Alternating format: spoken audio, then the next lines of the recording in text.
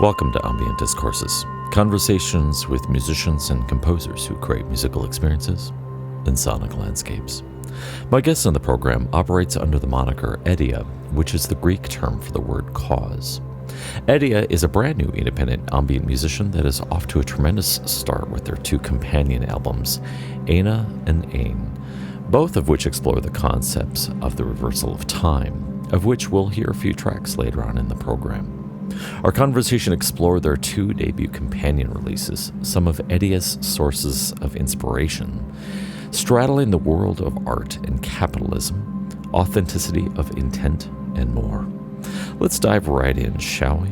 I present my conversation with AITIA.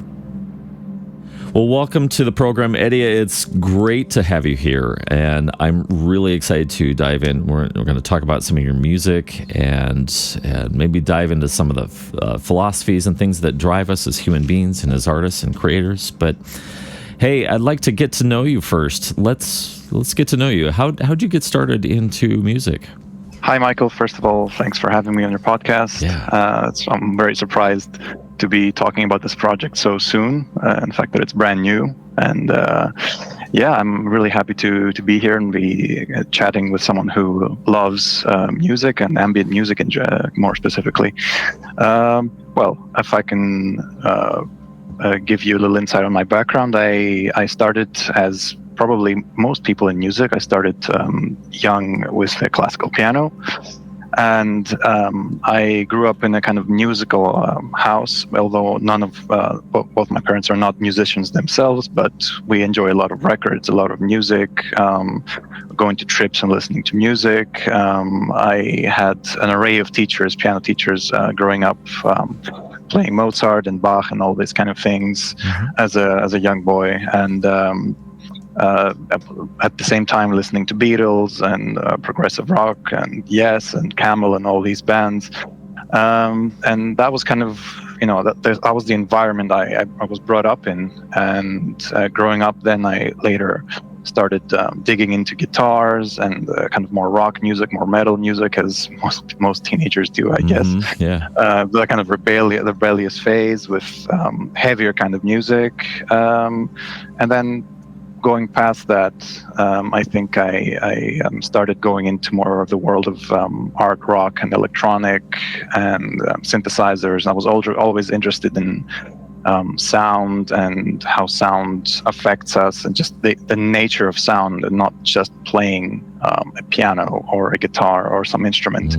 That kind of was very fascinating to me.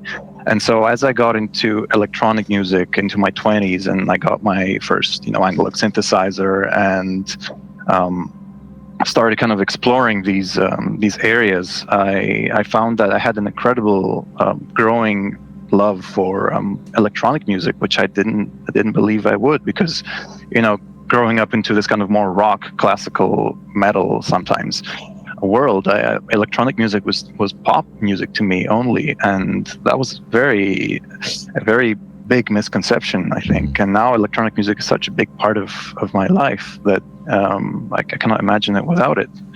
And so I think when I got my first synthesizer and started exploring sounds around that, I started creating worlds that, to me was just very powerful. You could just do this with one device and open up this whole new palette of sounds. But I never really got into like writing, if you will, ambient or electronic music on my own. It was just a thing that I did to relax, or something to do that I was kind of doing in between breaks of playing guitar and playing actual songs. And it was a very fun kind of laid back thing for me. That's really cool. So was this kind of like an act? I know a lot of musicians that I've talked to, at least during the pandemic, a lot of musicians who came into ambient music came into it because it was like an active therapy for them, sort of, or a coping mechanism to get through the absolute insane difficulty of the pandemic. What for you kind of was the impetus that kind of drove your curiosity into wanting to explore ambient music?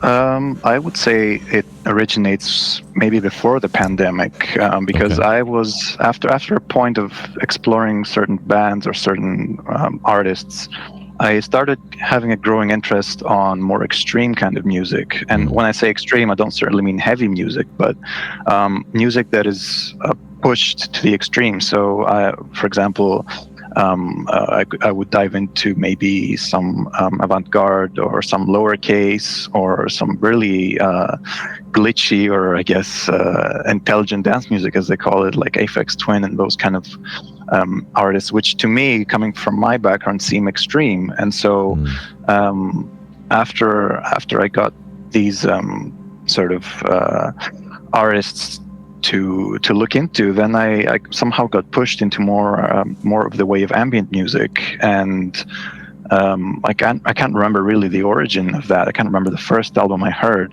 that was ambient music, but it was certainly a point that you listen to an album of ambient music and there's something that calms you down. It's something that possibly pushes you even to sleep sometimes. Such heavy sounds and heavy atmosphere that you just want to sit down and listen. But I really cannot remember for the life of me what was the starting point for that. And I can tell you now I've been much more heavily into it than I was maybe before the pandemic, but I really can't remember what was the starting point. Yeah, that was a very similar experience for me too. And I came from a very guitar heavy background too, and you're right, at least for me it was kind of slipping into more, I don't know, I was looking for music that would help ease my brain a little bit, calm me down, or deal with anxiety or whatever. And it's kind of like that of course the famous quote from Brian Eno, music that's so ignorable but it's also entirely fascinating at the same time. And perhaps that explains in part why it's really difficult to pinpoint, what were some of the first things that you heard, because I can't remember either. I mean, I remember hearing Olafur Arnalds in the mix there, but I don't remember how I actually got into ambient music as well. So when you're creating, what typically is your motivation when you're sitting down from the DAW? What motivates you to in the world of electronic music? That is a very good question, and I think my answer is going to be very long. But no, that's all right. It's interesting that I always wanted to answer this kind of question. That's kind of the reason I originally agreed to having this interview, when I thought maybe I would just go unnoticed and anonymous. Well, I still am anonymous, but I'm still doing the interview. But anyway, I digress. Basically, my motive is to please myself, and I think that is a very powerful motive to have, if you have, and very freeing too, if there's no one to kind of put boundaries around your limits, and you just please yourself. You just make something that makes you happy. And my motive was always that I want to make something that is fulfilling to me and makes me feel happy and joyous. And so I've never had any intention of pleasing somebody else. Or there's this great quote actually by a musician that he said, an entertainer, he makes music for other people, but an artist makes music for himself, to please himself. I'm far from, it's very pretentious to call your own self an artist. I don't want to be, calling myself that, but I certainly like the idea of creating something to please you. And it's a very selfish kind of act if you think about it. Mm-hmm. But once you do that, I think it's like the paradox of having you want other people to enjoy it. Of course you do. You want other people to listen, as many people as possible. But the actual motive is that I want to make myself feel happy as I'm doing it, after I'm doing it. Just listening back and get it out of my system. A lot of musicians have this sensation that once they make a piece of music or an album or whatever it is, that they they please themselves and they enjoy it after, and then maybe they don't ever listen to it again. I don't know if that's the case for many artists. For me, it's not, because I like to listen to it back. But I think that's a very powerful motive to have, and I think that answers your question pretty much. Right. It is entirely liberating. That's when I started out under the moniker Stolas, it was under this exercise of trying to get out of the old models of how the music industry works. That you have a preset path, that this is the way that you go, but you are basically just middle finger to the system, and this is for me. This is for me, and it's not for anyone else. And I like the anonymity factor, because it helps also remove the temptation to make it about your ego and about you as self. Thank you.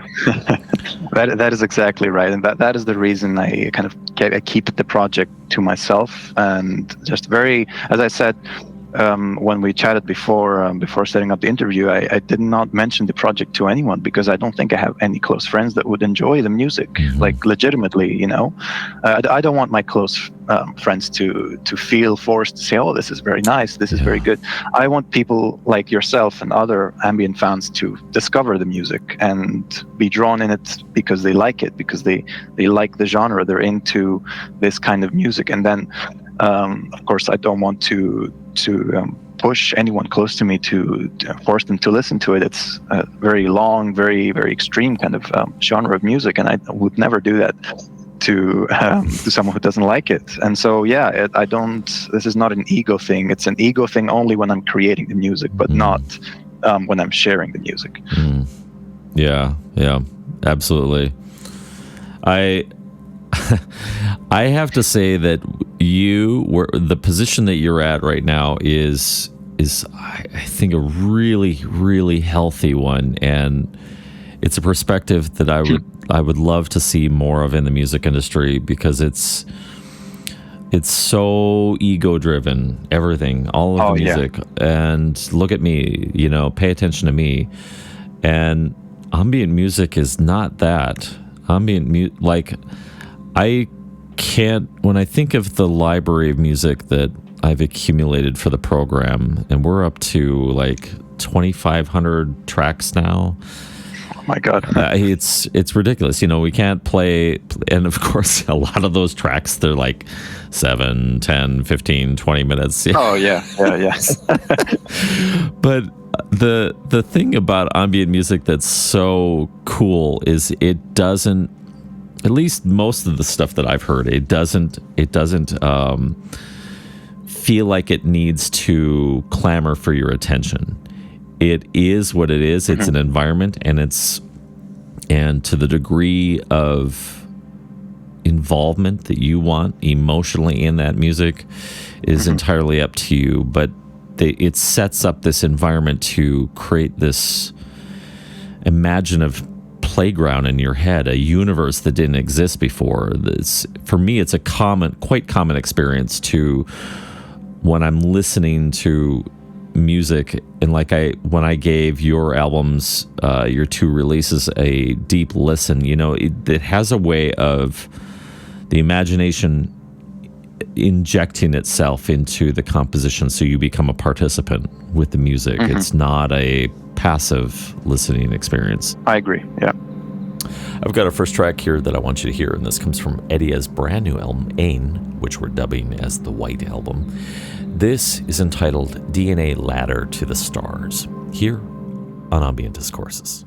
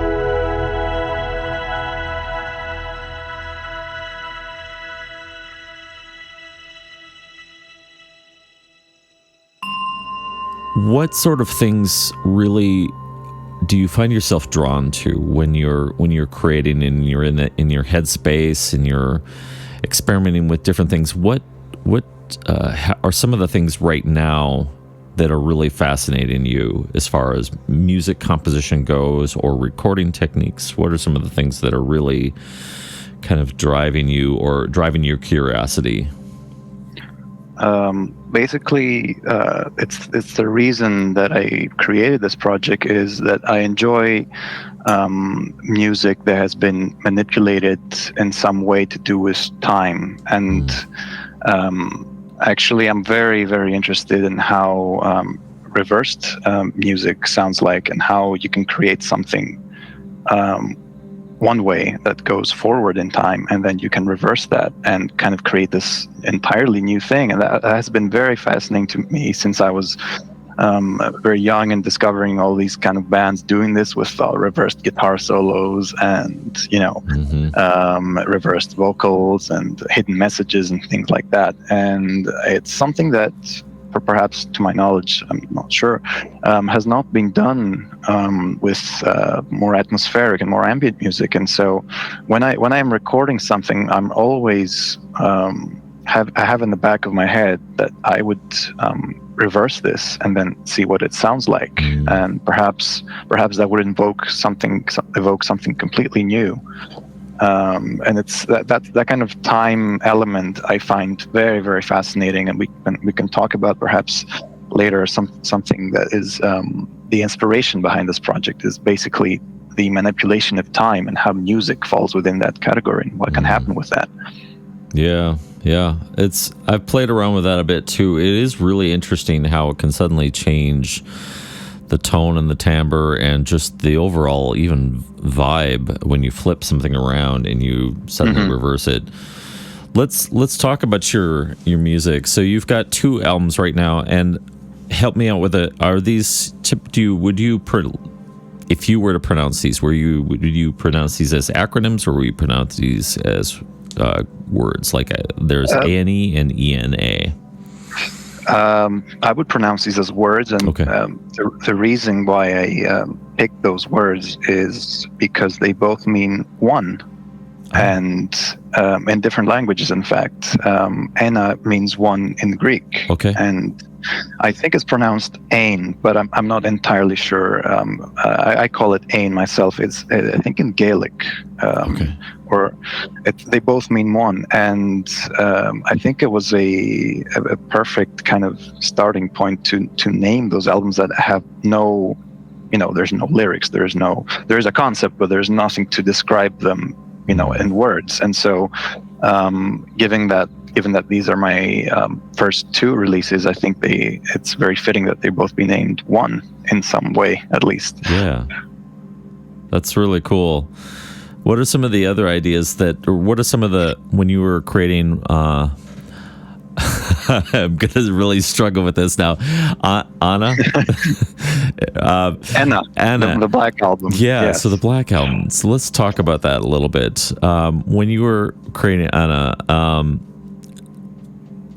what were some of the ideas that you were toying with at the time?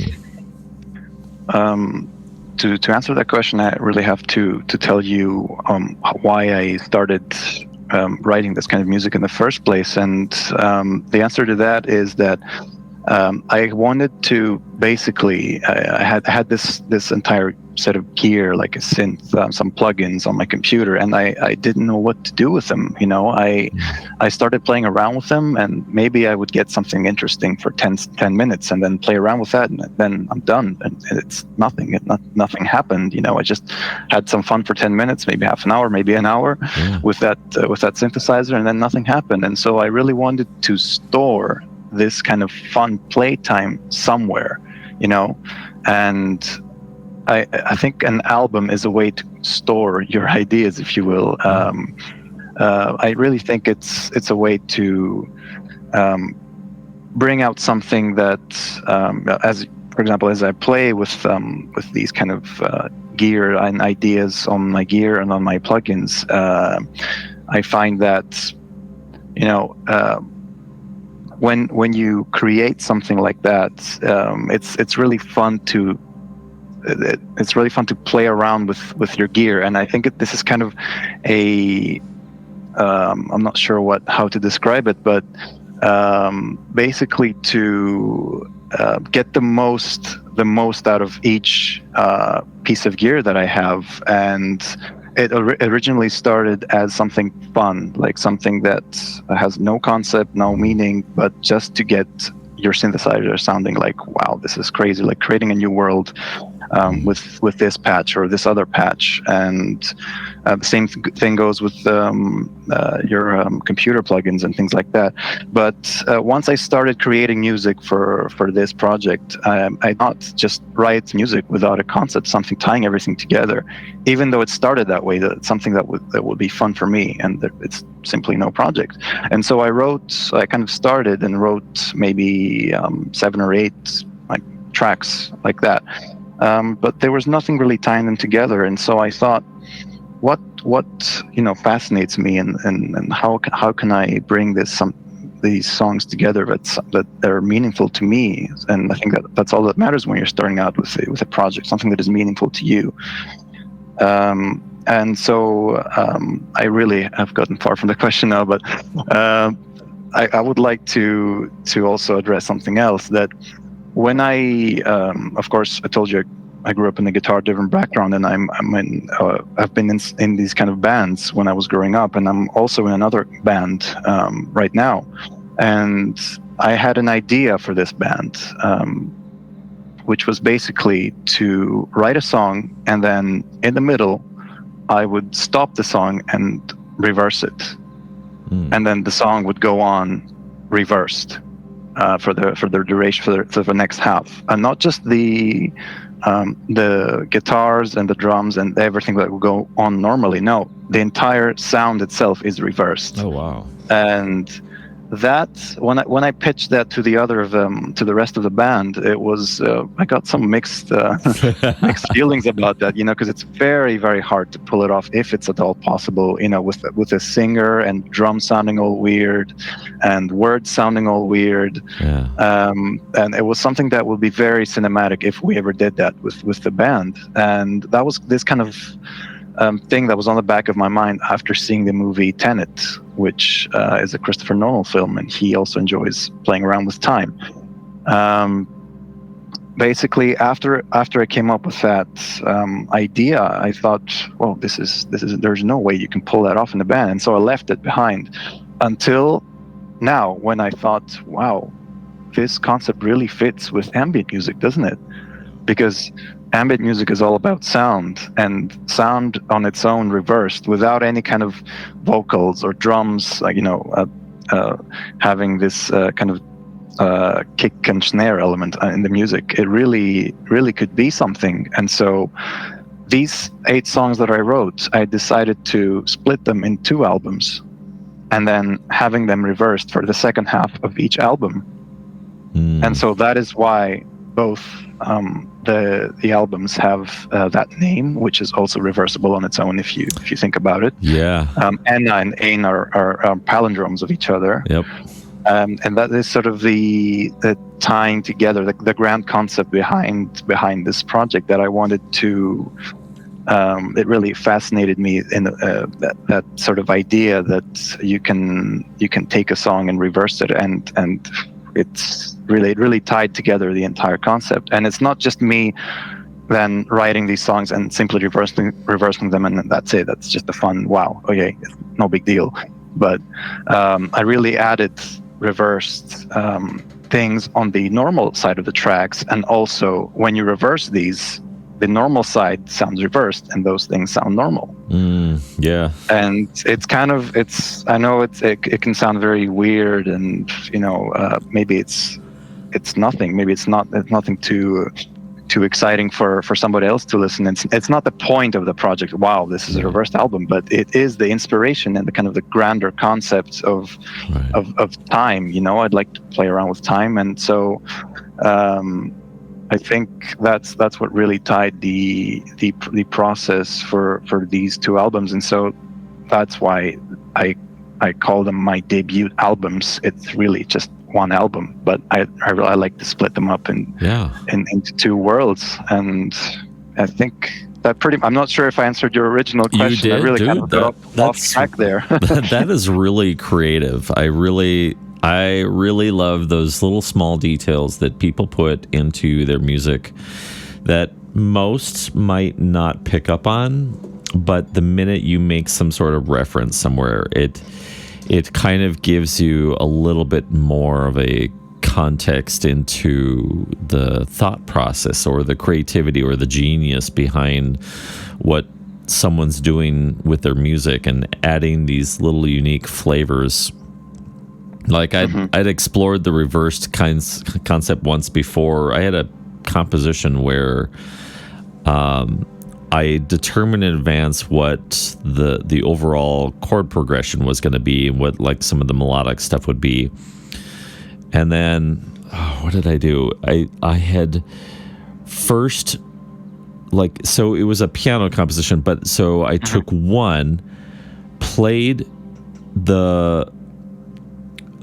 so it was, the music itself was also this kind of palindrome, where it was like it was mirrored in itself, but so played it, backward and forward, recorded it both backward and forward, and then took both of those recordings and flipped them, and it really just adds kind of this strange dimension to it that's fascinating. And I love it when other people do that with their music, and not just the reversal stuff, but the finer details and the points that it just makes it entirely interesting, and you can get a greater sense of the exploration of sound.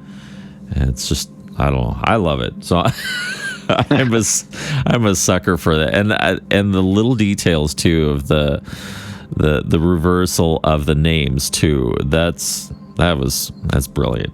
That's really brilliant. It's really not a gimmick, but it's not the central point. Even the name AITIA is a palindrome on its own. Not phonetically, because it doesn't sound the same if you say it backwards, but the letters themselves, they rearrange themselves in kind of the same way. And it's also the meaning of that word that I find very poetic, and basically it means reason or cause in Greek, and that is the kind of the reason for my own discovering, and the reason as to why I'm doing this. And I think that is a very good name, perfect name to encapsulate this kind of project. And it might amount to nothing, but I'd like to discover what the reason for me doing this is, and I'm really not sure myself, if I'm being honest with you. Well, I don't think that there is. I mean, there doesn't necessarily even have to be a reason for behind things, and things can just exist as they are. And it's I'm really warming up to this idea of music as not just a snapshot in time, like a photograph, like a representation of something that happened. But I'm coming around to this idea that music is like a living entity, and that it's kind of, it's a little bit of hubris to think that we own music. The music that we create, I think, because the minute that those frequencies are captured in some sort of digital format and it leaves the universe of your little tiny world of music production, and then it ends up in someone else's listening space, it's, who knows what's going to happen in that space. And someone might passively be listening, they might be working, and it's just something to kind of soothe their brain, or they might actually be deeply listening to it in some sort of, maybe even a meditative experience for them, and they're able to inject their own personality, their own history, their into the music, and it becomes it's a further deviation from the original. It just becomes someone else's creativity. Because and how I got to this point of view was really that that underneath it all, we're all just this collection of atomic particles, quark particles, all the weird little things that are all, it's just like energy and electricity just running through us. And music is just the same way. So it's almost like this facsimile or this carbon copy of our interaction with the universe, and now it just has its own lifespan. Not remotely, sort of tied into who we are, but really on its own. I don't know. It's probably a little bit on the deep end. I understand that. I understand that. No, I like these kind of points, and I agree that music, once it's out there, it's hardly your own, because everyone has his own or her own point, and they grew up differently. They have different influences. They grew up in a different environment, and the time they listen to the music also plays a huge role as to what kind of emotions it will evoke. But yeah, I agree with you that it's not your own. Once it's out there, and it's whoever listens to it that brings their own kind of little piece to the more kind of grander puzzle of the piece or the album or whatever it is. Enjoying the podcast? Become a monthly sustainer today at stolas.com/support. Your modest monthly contribution helps enable me to improve the programming, reach a wider audience, and provide you with quality ambient content. Please become a monthly sustainer today at any amount. Visit stolas.com/support. All right, I've got another track here, and this comes from AITIA's other album, AITIA, which we've dubbed as the Black Album. This track is entitled Supersymmetry, here on Ambient Discourses.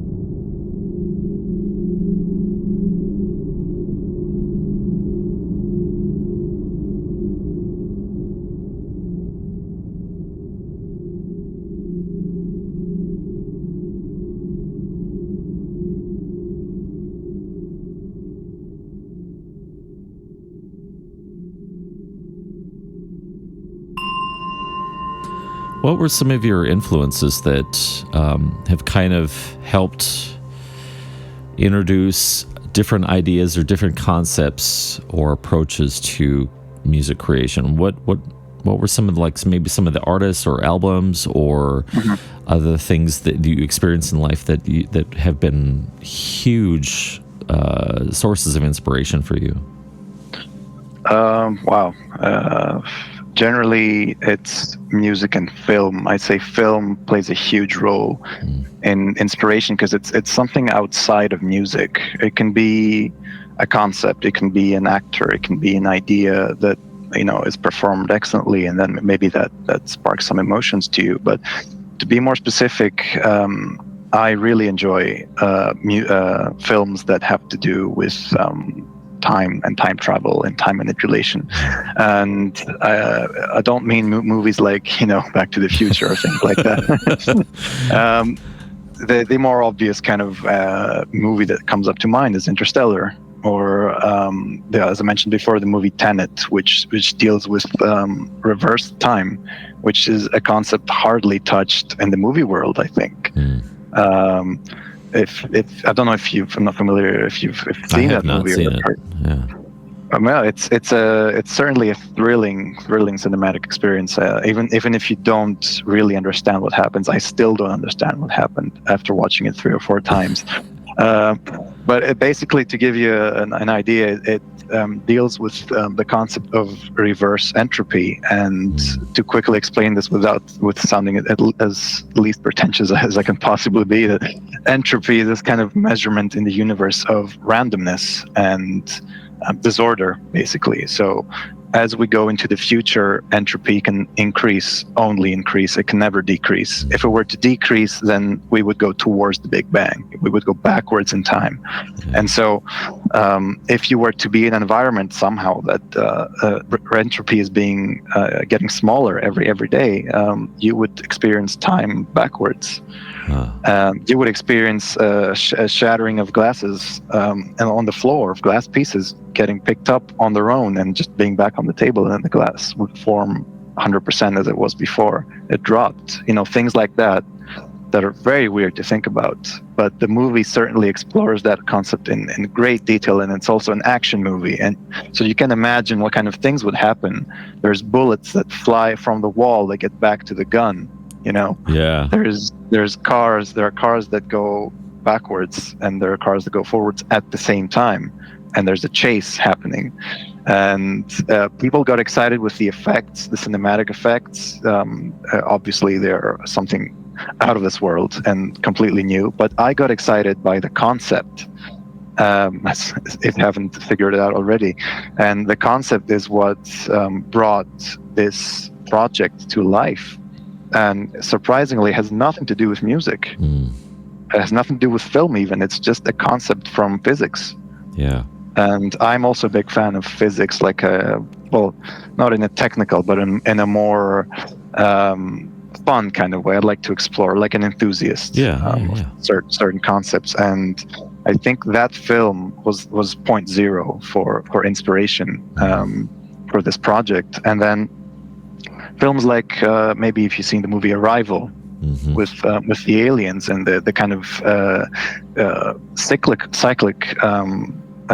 manipulation of time, which is also something that I find very, very interesting. The sort of idea that once the universe ends, there will be another one, or before the Big Bang, there was another universe, and sort of this kind of oscillation between point zero and then the just massive expansion of the universe and back to point zero again is very fascinating to me. And the world of film that explores these concepts is hugely powerful to me, and it just speaks to me for whatever reason. It speaks to me on a spiritual level. Yeah.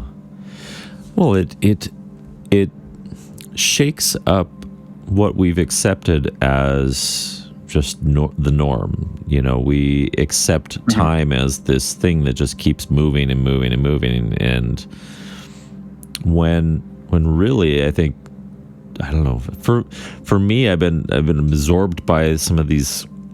I've but I've been absorbing these different ideas from mystics and philosophers about time, and just how much of an illusion it really is. Like the illusion that there's a past, the illusion that there's a future, and it's all just this continual motion of movement in the present. And then to take that idea and flip it around as reversal, that's crazy. But I love that stuff. I'm a sucker for that sort of stuff. There's a who was it? There was one mystic that I watched a lecture of his, and he brought up the idea of, now I struggle with like reincarnation. That's one idea that I really struggle with, but he rephrased it in such a way with different language, and he was like, all right, think about your death. You when you die, we presume that there is nothingness. You know, you go from somethingness. I'm in this meat casing with a pink meat computer telling me what to think, what to do, and I die, and that's it. But then he flipped around. It's like, well, what about your birth? That birth came from nothingness. And the idea that, well, if you came out of nothingness in your birth and you leave into nothingness, you could presume that it might be possible then that at some point you spontaneously exist in some other, I don't know, other entity, some other form, some other energy, who knows? And it could be in reverse. Hope not. Yeah, but who knows? That is powerful to think about. Yeah, I've never thought of it that way. That you sort of emerge from nothing and you go into nothing, and that can be one and the same, can it? It's a good metaphor for that, I think, is the world of mycelium and mushrooms, because the root of all energy and existence in that world is the mycelium. So it's a communication network. It's sharing resources. It's, everything from sharing moisture and sustenance to whatever. It's even communicating, like if there's pests, mycelium will withdraw from certain bacterias but then you get these temporary little fruiting bodies of mushrooms, and I kind of liken that to the human casing, that we are just this temporary existence, this brief expression of the universe, and then boop, back down to the grow. And then mushrooms are actually then consumed by the mycelium and then redistribute those resources back through the network. It's really, really fascinating to me. But I digress. Let's That's fine. These conversations beyond music and whatever it is, they're very fascinating, very engaging, and so you can digress as much as you want. And I feel like I can do the same. Yeah, absolutely. There's no rules here. The minute someone comes up with a rule, I'm going to end up breaking it anyway. So, so let's explore the idea of so you've intentionally gone this route of kind of steering away from the ego. You're choosing anonymity. This is a self-expression for you. This is for when you see other artists out there that are trying to play the game. What if you could get someone else to pause and see a different perspective? How would you communicate to them this idea of an egoless musical expression as an artist? And I don't know if that made any sense at all. It sort of made sense in my head, but if you were to try and help another musician see life without the ego, or music without the ego, what would you convey to them? How would you communicate that? What that looks like? it's very hard to have music without the ego. I'm not sure that I'm even doing it with this anonymity. It certainly feels like it, that I'm, detached from the idea that I'm doing this to get attention or whatever it is. But if I were to pitch it, if you will, to another musician, I would tell them that it's much more liberating than creating something that people know that you created it. In a way, they sort of expect you to create a certain type of music before you've even created it. I mean, and it's by how you look, your first impression of people seeing you. They sort of expect, oh, this is a metal musician, or this is a rock musician, or this is an indie musician, or whatever it is. I would sell it like I would tell them that it's very liberating, very freeing. You can have a lot more fun, I think, with it, which is also a big factor. That it's not supposed to sound anyway. It's supposed to sound in a way that pleases you, and that's it. That is the only rule. Please yourself, and I think that is the most powerful thing you can have as a musician. I certainly hope people without anonymity have it, but I'm not so sure it's even possible after a point. I'm not sure what you think about this. Do you find that you've mentioned that it's liberating and there's a lot of freedom? Do you find yourself still beholden to have to create a certain type of sound, or do you feel completely liberated from that? Well, now that I've put out these 2 albums, it would be very funny if I were just somehow to produce something that sounds nothing like them, and which is a paradox, I guess, in a way, because now people that find out about the project, want to see more of this, Right. And so I already limited myself into this world of ambient music. But and at the same time, there's really no limit to ambient music. I mean, you can do what you want, and I'm not sure if people expect things from an ambient musician to go a certain way. Maybe they like to be surprised down the road. The ambient music is generally very new to me, and so I'm just kind of going into the community and the fan bases now, and I really don't know what to think and how do fans behave with artists that play this kind of music. I certainly would like to think that each artist on their own has this sort of evolution and this sort of path going forward. Or backwards in this case. No, but there's something that makes the second album not better than the first, but more evolved than the first. And this is sort of going in hand to hand with how you're growing as a person, how you evolve as a person, and I think that is what I think about this sort of concept of evolution and expectations. But certainly it would be very funny if I just came up with something that sounds like an electronic dance music record that nothing to do with that. There's certainly a box. You're certainly in a sort of world once you create something. I was not in that box before writing the first note. I would say, wow, I'm creating this project. What would it sound like? That is the only time that I had no limitations. It could sound like anything. But now that these things are out there, it has to sound a little close, just a little bit. Yeah, isn't that the irony? You go into this with sort of anonymity, and you're trying to kind of just please yourself. You're exploring, and the minute the minute that you've created this, like, all right, this is your identity now. You've created a model for other people to view of yourself. That's a head trip. People like it. Yeah, exactly. If people end up liking it, it's hard to divert from that. You have to create more of this. People love these things. If you've come to enjoy the conversations on Ambient Discourses, stay connected and don't miss a beat.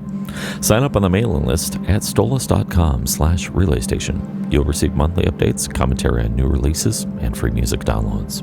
Sign up today at stolus.com/relaystation. All right, I've got another great track, and this comes from AITIA's album, Ain, and this is entitled Negentropy, here on Ambient Discourses.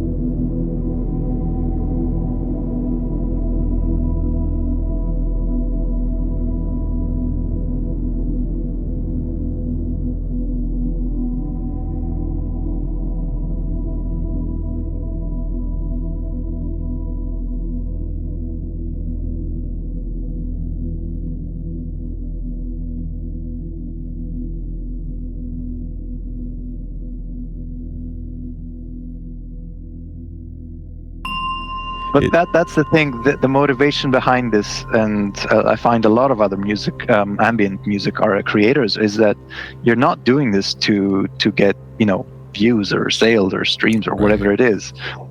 We're far from that, and especially me, I'm far from that. I just want to create, and that is something that I found is not always the case with bands or people in the music industry. You cannot just create. You also have to promote. You have to play live. You have to do all these things, marketing. You have to talk to people, that are nothing to do with the music itself. But it's a given that you have to do these things if you want to be in the music industry. And I'm not sure if I want to be that person, working in the music industry, because I want to create. And I don't think the music industry is entirely an industry based on creating.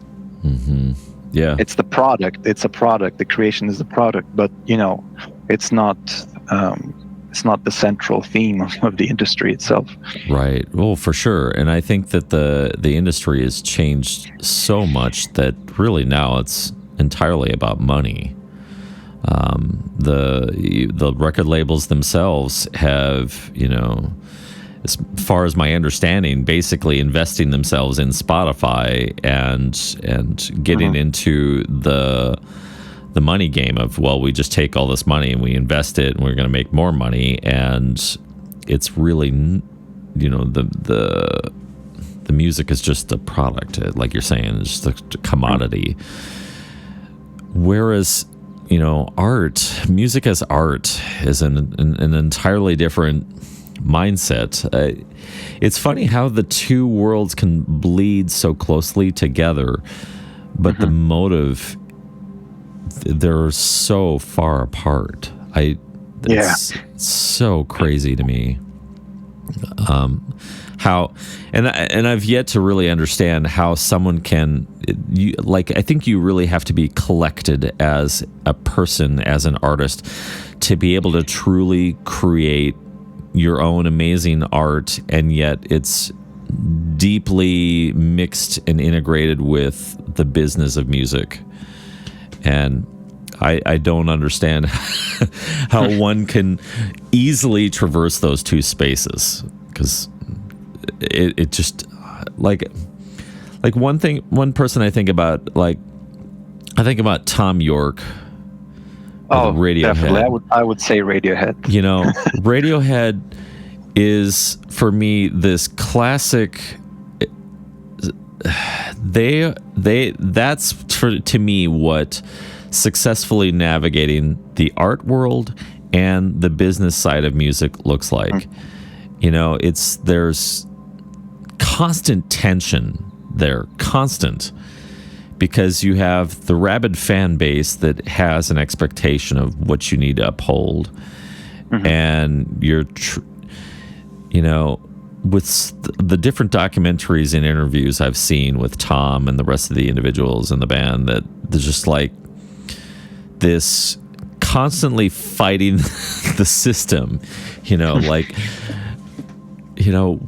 don't want to play everything just like our first album. We want to venture out, or, stick our thumb in, what we used to do, and we just want to keep staying fresh and responding to current stimulus or current things that are going on, or whatever.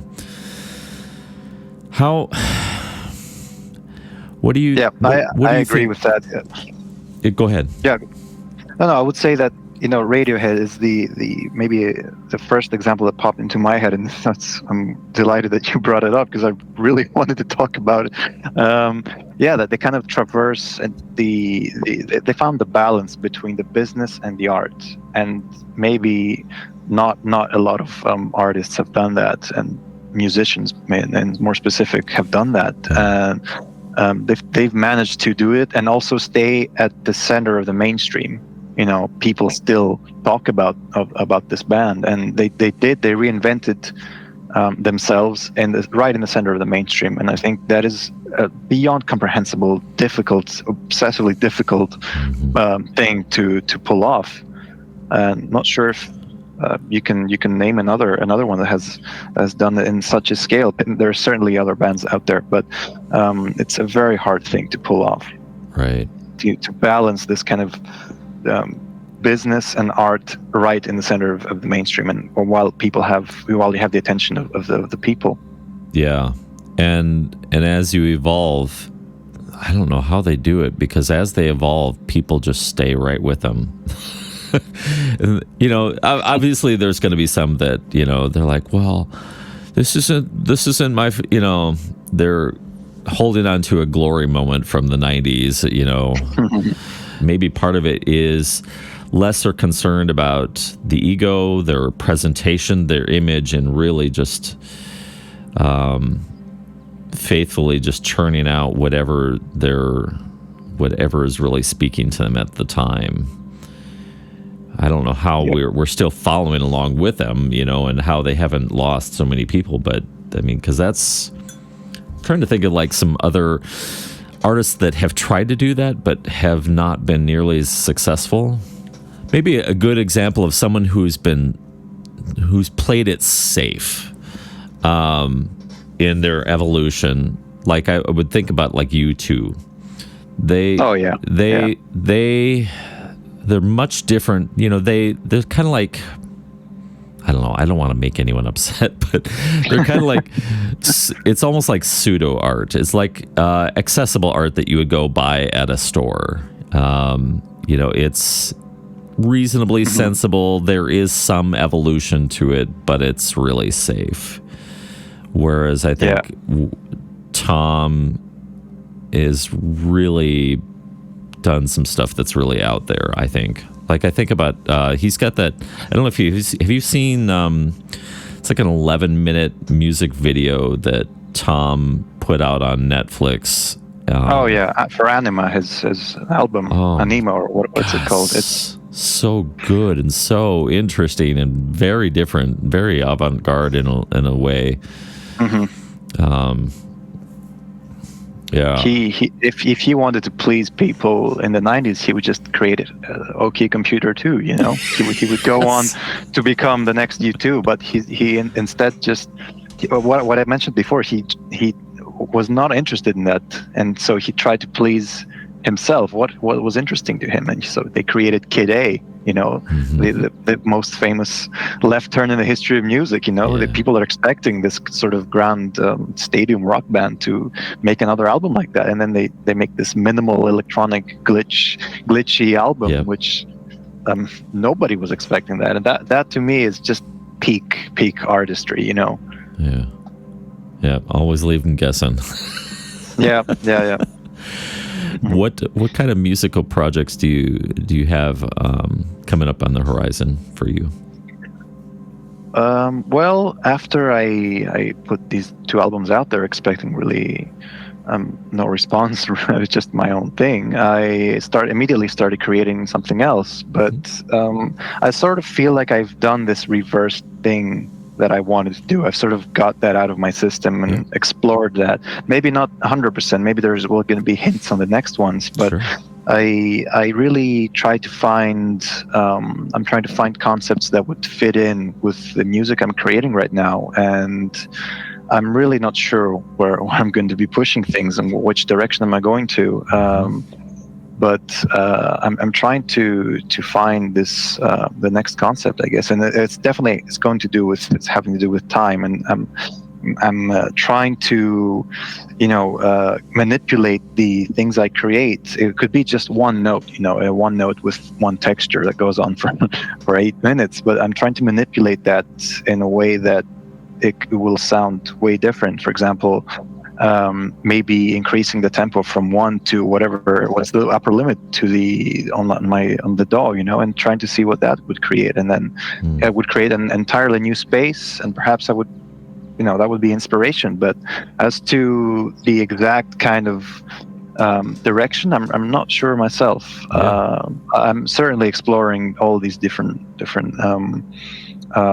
ways. Also, I'm trying to find ways to promote, I guess, if you will. I don't know if you can promote ambient music in an audience, or how you would go about it, but I certainly want people to be reached and get some sort of feedback, I guess, from people that enjoy this music, which up till now only I know about it and only I find enjoyable. And so I started pitching to people like yourself and other enthusiasts and fans of the genre, and I'm still not done with that, I think, completely. So in a way, the future, I guess, what holds for me is trying to get the project a little more known and a little more to the right ears, if you will, to the ears that are interested in. Well, I'm really glad that you took the initiative and you sent the music my way. I think you sent Anna first, and I really, really enjoyed it. I really loved the sonic space that you created. There was this kind of, in the midst of kind of the slow burn of the drone and the slow evolution, there's just this kind of, like one of the tracks had this kind of, it felt like a Casio drum loop or something, but it was warm. It was Asteroid. And it kind of had this warm analog tape feel to it, and it was just it was such a cool juxtaposition of textures and sounds, and I found it just super enjoyable to listen to, and easy for one to inject their own imagination into it, where it's not, some tunes can be pretty boom, this is what it is, and doesn't leave you much space as the end listener to the music. But I think yours gives nice healthy space for contemplation, for using your imagination, or even just meditation and drifting off and listening and kind of being lulled into a sense of, I don't know, being or existence. And that's what your music was like for me. It was just this great amalgamation of textures and just a really, really cool vibe. I enjoyed it very much so. And thank you. That means a lot to hear somebody appreciating this. And I don't want to interrupt. What were you going to say? Oh, I was just saying it's my honor to be able to share it on the program and to kind of help participate in helping make other people aware of the music. It is really cool stuff, and I look forward to hearing more from you and what out of the sorts of things you're going to explore. Because to me, when people start getting into, and I hate using the word purity with art, because it's I really have to spend some time coming up with a better adjective or better descriptive, but it seems more when people create from a space that there's a great deal of authenticity and the motives are, or maybe the intent is established, and the intent is not about self-glorification, or it's not a selfish intent, but it's just an innocent exploratory type of intent. I think you can pick up on that when you're listening to people's music. When you can hear, at least I can, you can kind of pick up on when people become self-serving, or they're kind of falling into some of the common traps that we set up for ourselves as musicians. But when someone is just simply exploring concepts or ideas, that I can pick up on that more, and it makes, for me, the music more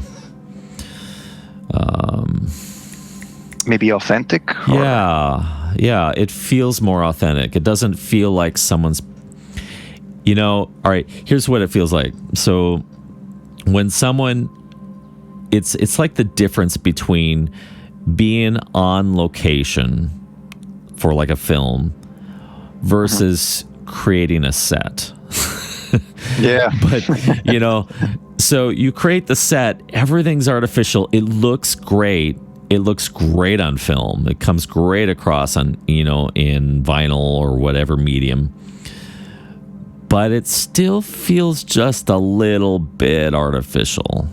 But there's something else when, you get something that's as even stripped down as like someone exploring with tape loops and environmental recordings and injecting in some sort of unique melodic component to it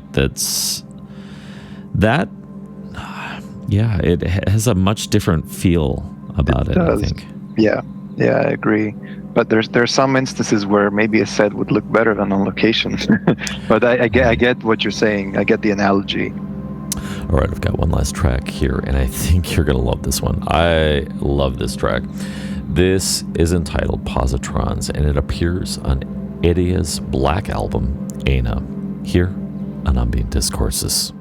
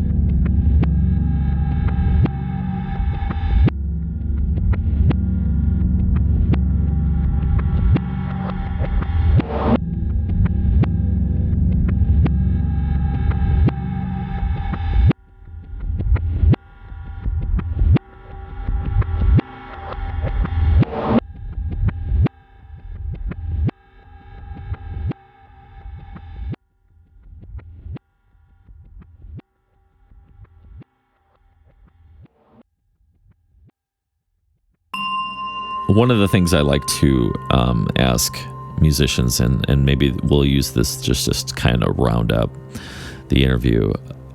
I like to offer people the space to kind of share some of their own thoughts or advice. Like, I think about musicians that are starting out, or musicians that are floundering about trying to figure out who they are or what their sound is or where to go with their music. From your own experiences as you've explored the authenticity, creating art with authenticity, what would be like one or two bits of advice that have been really important for you or have been a mainstay for you that you really think that other musicians would do well to pick up on? I should be the one taking advice instead of giving, because I'm the one starting. I'm the one starting now.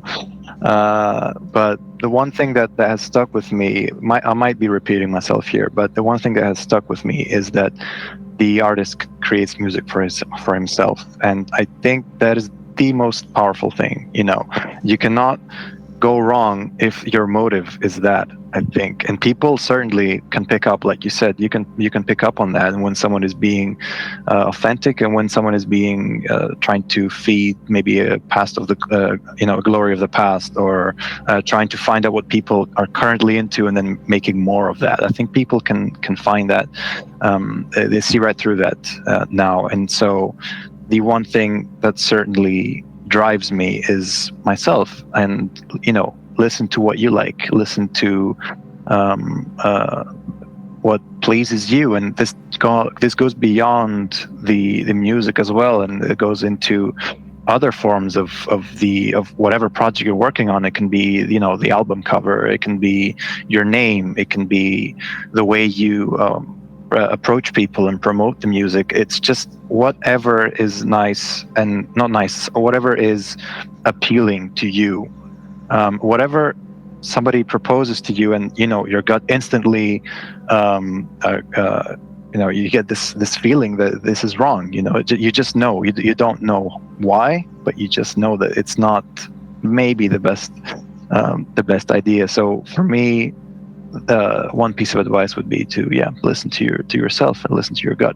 It can sound a little bit cliche at this point, but you understand the intent behind it. Yeah, and I think it's okay to repeat yourself. I think that's part of reinforcing ideas that are important to ourselves, or ideas that we're working on trying to implement into our life. And sometimes you have to kind of, metaphorically speaking, beat a dead horse until it really sinks in that, you're right. And like you said, it is entirely liberating when you're creating for reasons for self gratification, or to grow as an artist, to grow as a human being, and to explore music as just authentic expression, and not trying to keep that ego in check. I think it's I think our default programming, we love to place too much energy into that ego, and I think and actually, here's the thing that I think that makes, where I think ambient music and cursory genres have a unique opportunity with like, if you spend any amount of time out on Instagram watching people's reels or on TikTok or whatever, it's this cacophony of ego. It's just that's a good name for an album. Yeah. Go ahead, you can have it. It gets exhausting. Like, so many opinions, so many different ideas, so many different,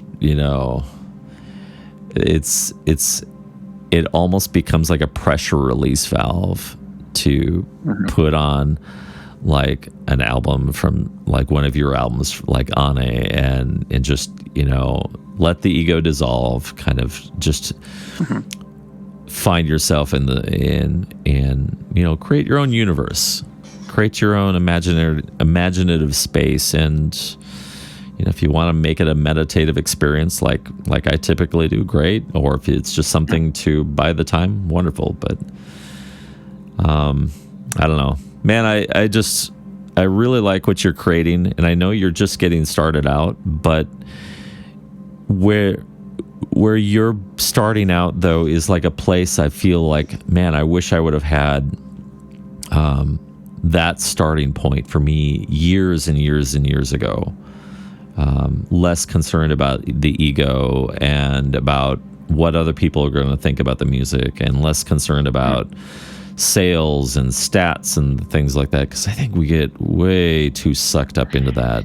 It's way too distracting, I think. Yeah, I agree, and I'm not sure if many people in ambient music have this mindset of sales, because the most famous ambient musician is still far from the mainstream, and I'm not sure if people that work in this sort of area of music are having this in mind. Because if you say to yourself, I will start an ambient project, what are really your aspirations in terms of fame? I mean, you don't want to be famous if you're starting out with an ambient project. You just want to create music. I think that's how at least how I view it. Who's the most famous ambient musician? Probably Brian Eno, right? Right. He's not that known in the outside world. The mainstream world. And so this is what I think, that if you are a musician that wants to create this type of music, I don't think you're a musician that chases sales or chases streams, which is more in the way that I can say for rock or metal music, which is but feels maybe the opposite, or bands, people that are going into bands. It shouldn't be that way, and there are certainly a lot of people that do this in other types of music for their own, for to explore ideas of their own, and not for sales. And I think that's the most, again, using the word purest sense of the being, a musician, being a creator. Yeah, it's a real challenge, keeping that ego in check and finding balance. I don't know. I think you're on a very good trajectory, and I'm really excited to hear more of what you have to create, because you had some really good ideas in your first two albums, and I'm really excited to hear more from you and to see where your evolutionary process takes you, because it's been unique for everyone. Everyone that I've talked to they've just got such interesting perspectives and have these paths that they take musically that I'll never get to take, because my own path is my own path. It's unique, but to go through and, get a chance to really get a deeper dive with musicians like yourself, and who are they're just in it to make art, or to make them feel better about themselves, or as therapy. The list is endless of what motivate people in this, but I really applaud your authenticity and what you've created so far, and just want to encourage you to keep at it. It's really good stuff. Thank you very much. That means a lot. I did not expect these sort of comments that early, from just basically an unknown project, and then hearing this is very, very meaningful to me. So thank you for that. You're welcome. And it's I think it's one metaphor that I've used, and I've used this before with one other musician when I was talking with Yannick Mirko. He's Puerto Rican descent. He's actually very diverse. He's in music theater. He's a writer. He's a advocate for persons with rare disease, and he's just got just very prolific expressions. But one of the things we were kind of talking about is this whole thing of when we're just an unknown name and we're putting these expressions out into the world, the metaphor that I've really settled in on that really resonates with me for musicians like ourselves who are pretty obscure. We have a very small fan bases, and I really don't like the word fan base, but yeah, we because it's just different. But the way I liken it is that when a flower blooms in the middle of nowhere, it doesn't look around itself and go, "Hey, look at me, admire me. Come on, where are y'all? Come on, I'm right here." No, it comes into being. It's birthed from the soil, has its own lifespan. It produces its blooms, it serves its purpose, and then it withers and goes into dormancy and prepares for its next cyclical season, and it never demands attention. It just does what it does. And as an artist, you create. It's just what you do, and you don't need the attention to make your art valid, or to make it beautiful, or to make it really out of this world. I mean, I've heard some amazing music that, 1 or 2 likes or whatever on their socials, and just remarkable stuff. And the level of popularity or the level of acceptance is irrelevant to me. So my comments about your music, totally genuine, authentic. It's I mean it. You make really good music, and never let the temptation sink in about numbers and using that as a metric for validating what you do. I think the fact that you're making music to please you and to make music that is authentically and your expression, that's great. Keep it. It's innocent. I love it. Don't let it get destroyed. Don't let it get tainted by the rest of what the world is doing, please. It is innocent in a way. Yeah, I agree with you. But there's also this paradoxic feel. I cannot think of a better word to describe it. That once it's out there, you want to see what people think. Yeah. Right. Yeah, I know. And so you go in a way to promote this music, and then it becomes a product, doesn't it? But you don't want to treat it like a product. Yeah. I don't want people to think, "Oh, here's my new album. It is out now. Go stream it," or whatever. I just want to genuinely, this is what I made. I think you might enjoy it. Give it a listen if you want, and that's it. Yeah. And I can sound as less of a salesperson as I can when I show people the music. I feel like this is a very frustrating paradox, because you come from a headspace that I'm just going to create this, and whoever likes it, that's their own business. But then, if it's out there, no one knows about it. Is it art? Is it art really? If nobody hears it, I don't know. It's a question that it's a paradox in a way, Yeah. And there's certainly people and musicians who create music, but they never release it. They just create it to make themselves feel better. And I found about that very recently. That there are people out there that do this, and it was crazy, and a very new concept to me, that you can create something and then never show anyone. Yeah. But you created it and it made you feel good, and it served its purpose to make you feel good. But wow, that seemed incredibly insane to me. It does feel that way, but there's something beautiful about a piece of art that that no one else is going to see. There's something, because it's like you are in on a secret corner of the universe. Yeah. It felt that way when I was creating the album, and absolutely no one but myself knew about it. Yeah. Not even my close friends or family or whatever. It was just me. It was certainly a magical kind of unique feeling that you can never get back, because then you have to share it with people. Yeah.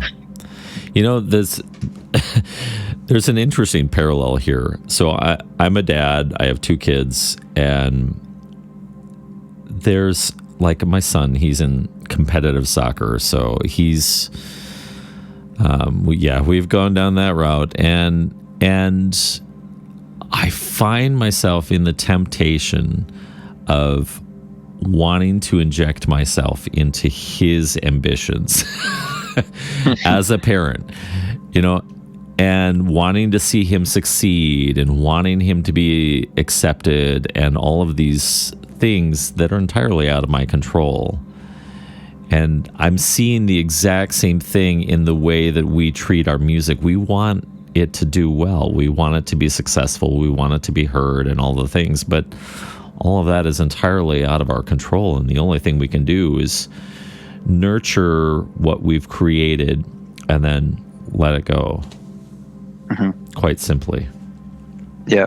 That's where I agree. I totally agree with that. That's where I find myself anyway. Well, my friend, thank you.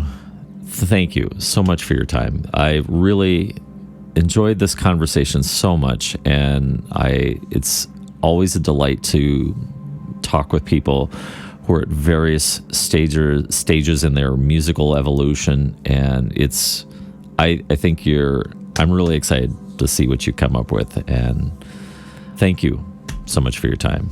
No, thank you very much, Michael. I had never expected to go on such a good podcast on this type of music very early, and I'm grateful that you've offered me the opportunity this early in my journey with this project.